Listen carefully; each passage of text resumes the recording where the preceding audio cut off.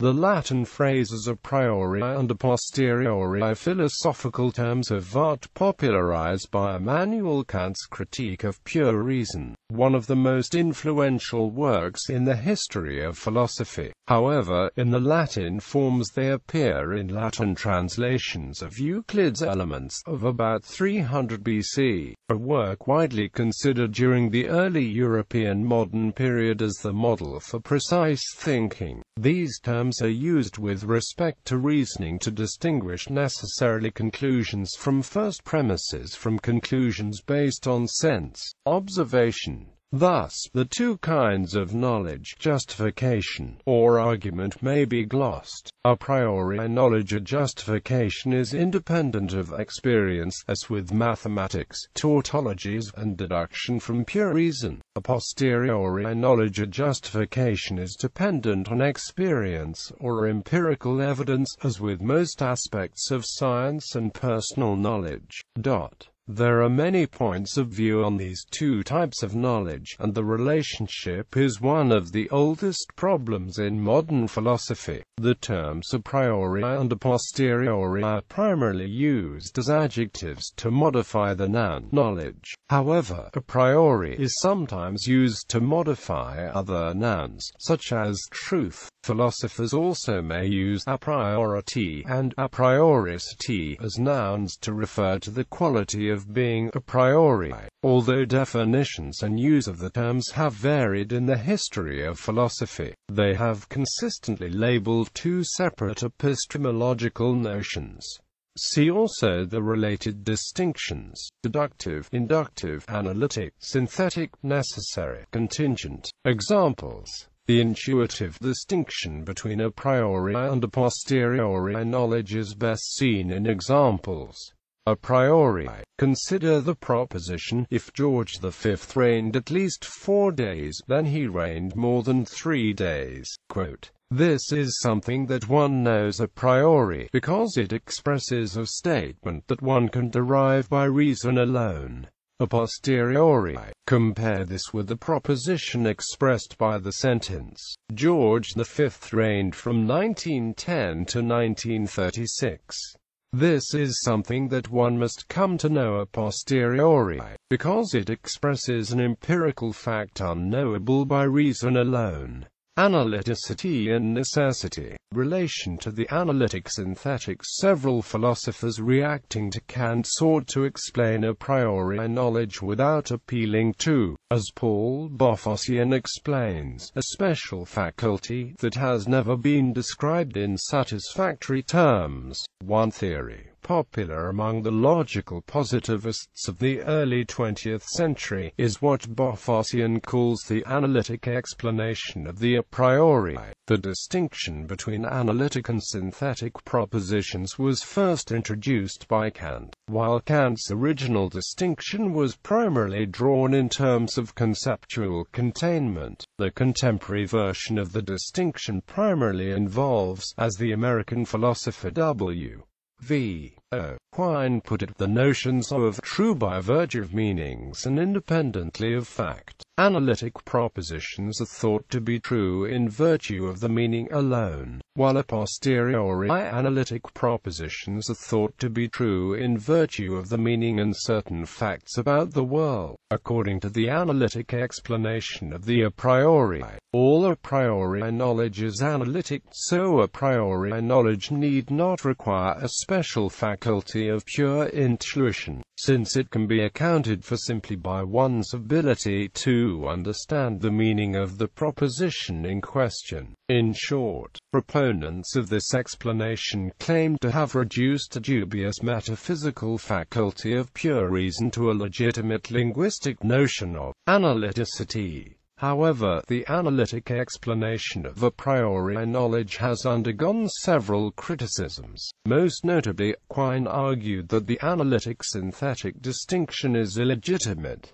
Quine states, but for all its a priori reasonableness, a boundary between analytic and synthetic statements simply has not been drawn. That there is such a distinction to be drawn at all is an unempirical dogma of empiricists, a metaphysical article of faith. While the soundness of Quine's critique is highly disputed, it had a powerful effect on the project of explaining the a priori in terms of the analytic relation to the necessary contingent. The metaphysical distinction between necessary and contingent truths has also been related to a priori and a posteriori knowledge. A proposition that is necessarily true is one whose negation is self-contradictory. Consider the proposition that all bachelors are unmarried. Its negation, the proposition that some bachelors are married, is incoherent, because the concept of being unmarried is part of the concept of being a bachelor. To the extent that contradictions are impossible, self-contradictory propositions are necessarily false, because it is impossible for them to be true.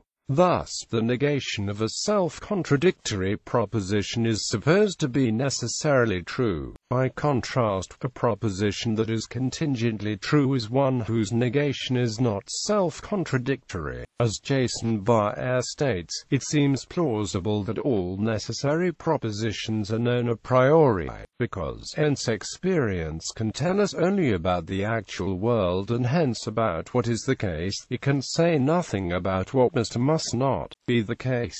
Following Kant, some philosophers have considered the relationship between a prioricity, analyticity, and necessity to be extremely close. According to Jerry Fedor, positivism, in particular, took it for granted that a priori truths must be necessary.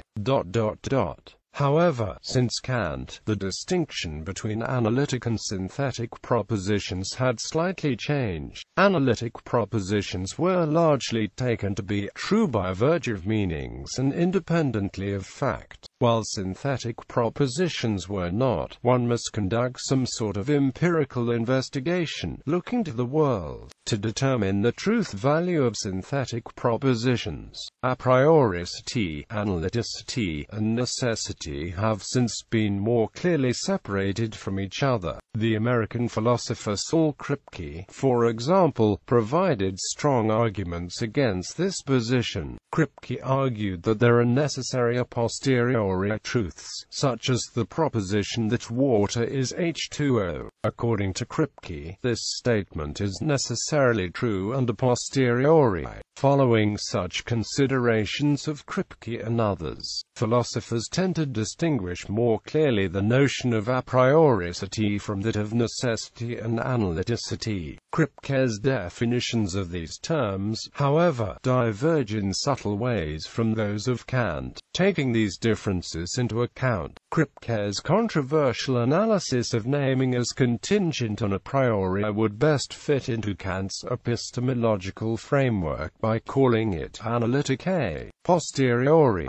Thus, the relationship between a prioricity, necessity, and analyticity is not easy to discern. However, most philosophers at least seem to agree that while the various distinctions may overlap, the notions are clearly not identical. The a priori, a posteriori distinction is epistemological, the analytic-synthetic distinction is linguistic, and a necessary contingent distinction is metaphysical. History early uses the phrases a priori and a posteriori, Latin for from what comes before and from what comes later. They appear in Latin translations of Euclid's Elements of about 300 BC, a work widely considered during the early European modern period as the model for precise thinking. An early philosophical use of what might be considered a notion of a priori knowledge is Plato's theory of recollection. distinction, related in the dialogue Meno, according to which something like a priori knowledge is knowledge inherent, intrinsic in the human mind. Albert of Saxony, a 14th-century logician, wrote on both a priori and a posteriori.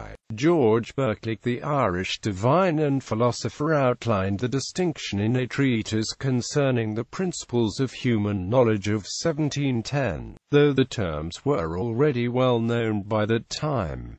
Immanuel Kant, the 18th-century German philosopher Immanuel Kant, advocated a blend of rationalist and empiricist theories. Kant states, although all our cognition begins with experience, it does not follow that it arises from experience. According to Kant, a priori cognition is transcendental, or based on the form of all possible experience, while a posteriori cognition is empirical, based on the content of experience. Kant states, it is quite possible that our empirical knowledge is a compound of that which we receive through impressions, and that which the faculty of cognition supplies from itself. Contrary to contemporary usages of the term, Kant thinks that a priori knowledge is not entirely independent of the content of experience, and unlike the rationalists, Kant thinks that a priori cognition, in its pure form, that is without the admixture of any empirical content, is limited to the deduction of the conditions of possible experience. These a priori, or transcendental conditions, are seated in one's cognitive faculties, and are not provided by experience in general or any experience in particular. Kant nominated and explored the possibility of a transcendental logic with which to consider the deduction of the a priori in its pure form. Space-time and causality are considered pure a priori intuitions. Kant reasoned that the pure a priori intuitions are established via his transcendental aesthetic and transcendental logic. He claimed that the human subject would not have the kind of experience that it has were these a priori forms not in some way constitutive of him as a human subject. For instance, a person would not experience the world as an orderly, rule-governed place unless time, space and causality were determinant functions in the form of perceptual faculties, i.e., there can be no experience in general without cause, space or time as particular determinants thereon. The claim is more formally known as Kant's transcendental deduction, and it is the central argument of his major work, The Critique of Pure Reason. The transcendental deduction argues that time, space and causality are ideal as much as real, in consideration of a possible logic of the a priori. This most famous of Kant's deductions has made the successful attempt in the case for the fact of subjectivity. What constitutes subjectivity and what relation it holds with objectivity and the empirical. Johann Fichte. After Kant's death, a number of philosophers saw themselves as correcting and expanding his philosophy, leading to the various forms of German idealism. One of these philosophers was Johann Fichte. His student, Arthur Schopenhauer, accused him of rejecting the distinction between a priori and a posteriori knowledge.